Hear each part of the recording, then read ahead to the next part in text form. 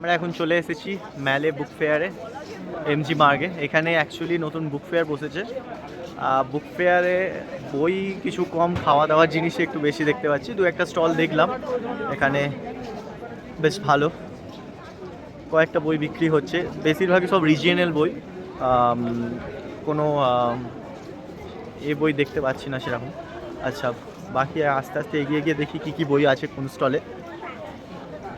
সিকিম বুক ফেয়ারে এসেছি আমরা এমজি মার্গে। এখানে শাক সবজি বিক্রি হচ্ছে, তারপরে এখানে ড্রেস বিক্রি হচ্ছে, সোয়েটার বিক্রি হচ্ছে। সিকিম বুক ফেয়ারে এসে দেখছি এখানে অ্যাকচুয়ালি এখানে বুক ফেয়ারে বই কম, একটু খাওয়া দাওয়ার জিনিস বেশি বিক্রি হচ্ছে, যেটা একটা আলাদাই অ্যাডভেঞ্চারটা লাগছে। আপাতত আমরা যাচ্ছি এমজি মার্গের ভেতরের দিকে, লালবাজারে। সেখানে একটা জায়গায় ভালো মোমো পাওয়া যায়, সেই মোমো খাবো, তারপরে শপিংয়ের দিকে একটু এগোবো। আমরা এখনও ম্যালে ঘুরছি, ম্যাল মার্কেটে, এমজি মার্গ। অসংখ্য লোকের সমাহার এখানে। এত সুন্দর সব, এত দোকান, রকমারি দোকান, সমস্ত কিছু এখানে।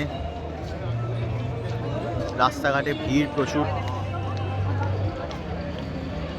অনেক রকম জিনিস পাওয়া যাচ্ছে, সব রকমের জিনিস এখানে পাওয়া যাচ্ছে, সব রকম জিনিস বিক্রি হচ্ছে। অনেক রকম হোটেল, অনেক কিছু রয়েছে। Good morning from Gangtok. আজকে আমরা গ্যাংটক ছেড়ে বেরিয়ে যাচ্ছি। আমাদের গাড়ি বুক করা ছিল, ড্রাইভার চলে এসছে। সকালে তাড়াতাড়ি করে চেক আউট করা ছিল বলে আর সকালে ব্লগটা শুরু করতে পারিনি। এখন গাড়িতে উঠতে শুরু করছি।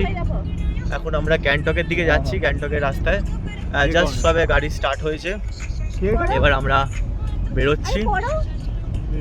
আমাদের আগের দিন যে আমাদের গাড়ির ড্রাইভার ছিলেন ছবি ভাইয়া, উনি আমাদের এই গাড়িটা বুক করে দিয়েছে। খুব খারাপ লাগছে, উনি আজকে যেতে পারলেন না আমাদের সঙ্গে।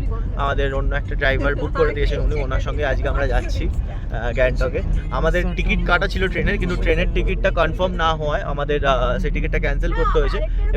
এবং আমরা এনজিপি বাস স্ট্যান্ডে গিয়ে আমরা বাস বুক করব। বাস বুক করে ওখানে স্লিপার বাসে করে আজকে আমরা হাওড়া যাব। এবার প্রসেসটা পুরোপুরি দেখি, ওখানে গিয়ে কীরকমভাবে টিকিট বুক করতে হয়, বাসের টিকিট কীরকমভাবে কোথা দিয়ে কাটতে হয়, সেই সমস্ত কিছু প্রসেস আমি এখানে ভিডিওর মধ্যে দেখাবো। আপাতত রাস্তায় যেতে যেতে আমরা সময় উপভোগ করি।